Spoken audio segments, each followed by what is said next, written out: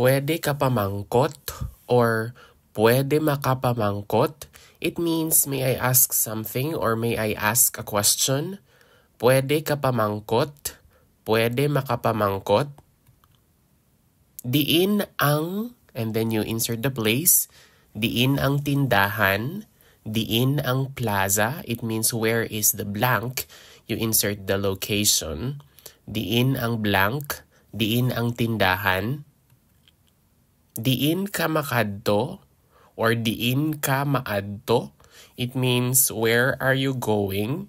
Diin ka makadto. Diin ka maadto. Makadto ako sa opisina.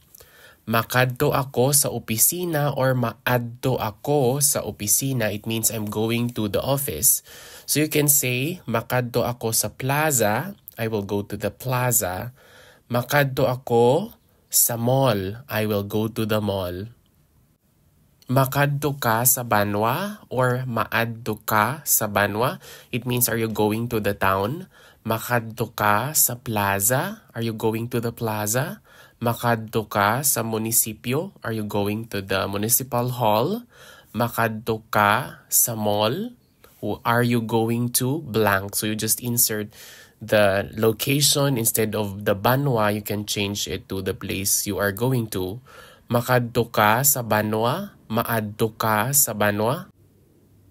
Malapit bala ang simbahan? Is the church near? So instead of simbahan, you can replace that with the location that's near or the place that you are planning to go to. So malapit bala ang tindahan? Malapit bala ang mall? Malapit bala ang bus stop or bus station? Malapit bala ang blank? So instead of simbahan, you can replace that with the place that you are looking for or going to. Malapit bala ang blank? Ano nga lugar ini? What place is this? Ano nga lugar ini? Ano nga kalye ini? What's the name of this street? Ano nga kalye ini? Palihog tudlo sa akon kung sa diin ang simbahan.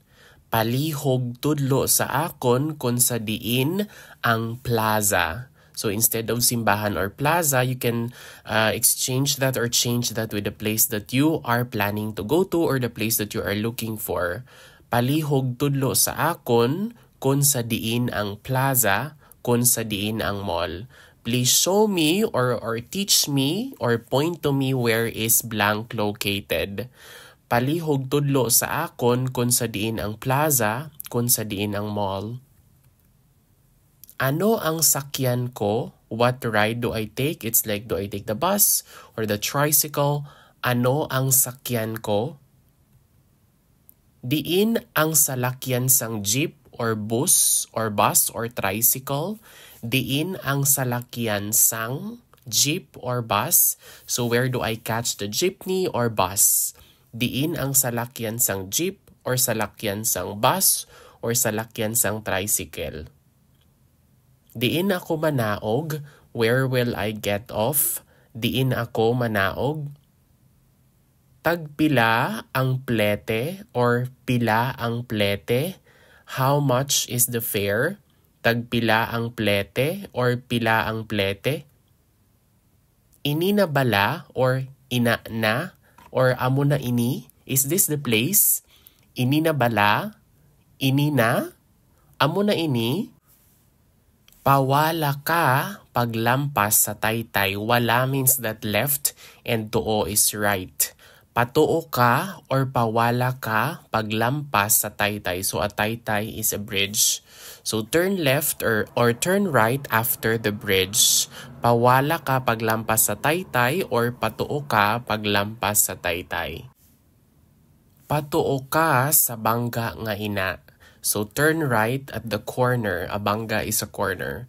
Tuo is right and then wala is left. Pawala ka sa bangga nga ina or patuo ka sa bangga nga ina. Malapit ang balay niya sa tindahan.